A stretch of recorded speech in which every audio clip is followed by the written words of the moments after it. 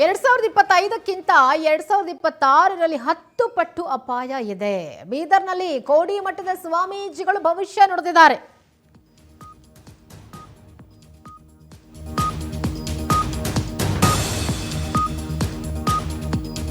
ಬೀದರ್ನಲ್ಲಿ ಕೋಡಿ ಮಠದ ಸ್ವಾಮೀಜಿಗಳು ಭವಿಷ್ಯ ನುಡಿದಿದ್ದಾರೆ. ಜಾಗತಿಕ ಸಮಸ್ಯೆ ಹೆಚ್ಚಾಗಿ ದೇಶಗಳು ನಾಶ ಆಗ್ತವೆ.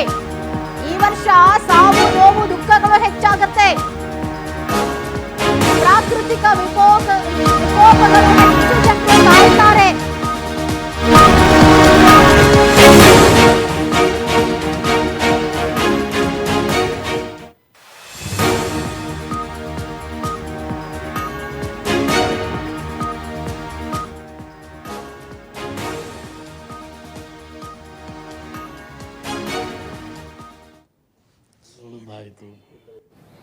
ಇದು ಜಾಗತಿಕ ಸಮಸ್ಯೆ.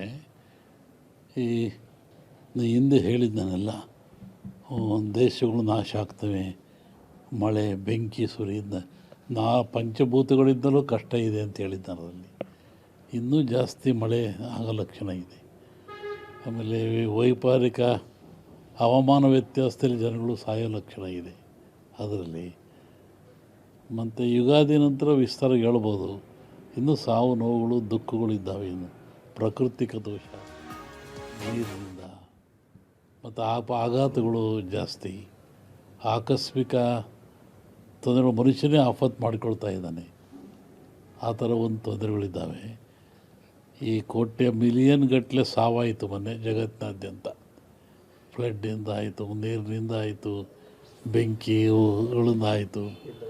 ಆ ಎಲ್ಲ ಆತ್ಮಗಳು ಸರಿಯಾಗಿ ಸಂಸ್ಕಾರ ಆಗಿಲ್ಲ, ಆತ್ಮಗಳು ಸಂಚರಿಸ್ತಾ ಇದ್ದಾವೆ. ಹೀಗಾಗಿ ಜಗತ್ತಿನಾದ್ಯಂತ ಸಂಚರಿಸೋದ್ರಿಂದ ಅಂಥ ಆತ್ಮಗಳಿಂದಲೂ ಮನುಕುಲಕ್ಕೆ ಅಪಾಯ ಇದೆ. ಏಕಾಂಗಿ ಹೋಗುವುದು, ಮಾನಸಿಕ ಸ್ಥೈರ್ಯ ಕಳ್ಕೊಳ್ತಕ್ಕಂಥದ್ದು, ಇದ್ದಕ್ಕಿದ್ದಂಗೆ ಬೀಳ್ತಕ್ಕಂಥದ್ದು, ಆಮೇಲೆ ಹುಚ್ಚುತನ ತೋರಿಸ್ತಕ್ಕಂಥದ್ದು, ಇದಕ್ಕೆ ಶರೀರ ಅಂಗಾಂಗಗಳು ವ್ಯತ್ಯಾಸ ಆಗ್ತಕ್ಕಂಥದ್ದು ಅದು ಇದೆ. ಇನ್ನು ಕರ್ನಾಟಕಕ್ಕೆ ಒಳ್ಳೆಯದಿದೆ, ಮಳೆ ಬೆಳೆ ಚೆನ್ನಾಗಿದೆ. ಆದರೆ ಟೋಟ್ಲಿ ಮುಂದೆ ಭಾಳ ಅಪಾಯ ಇದೆ. 25ಕ್ಕಿಂತ 10 ಪಟ್ಟು ಜಾಸ್ತಿ ಅಪಾಯ ಇದೆ 26ರಲ್ಲಿ. ಆದರೆ ಟೋಟ್ಲಿ ಮುಂದೆ ಭಾಳ ಅಪಾಯ ಇದೆ. 25ಕ್ಕಿಂತ 10 ಪಟ್ಟು ಜಾಸ್ತಿ ಅಪಾಯ ಇದೆ 26ರಲ್ಲಿ. ಇದು ಜಾಗತಿಕ ಸಮಸ್ಯೆ.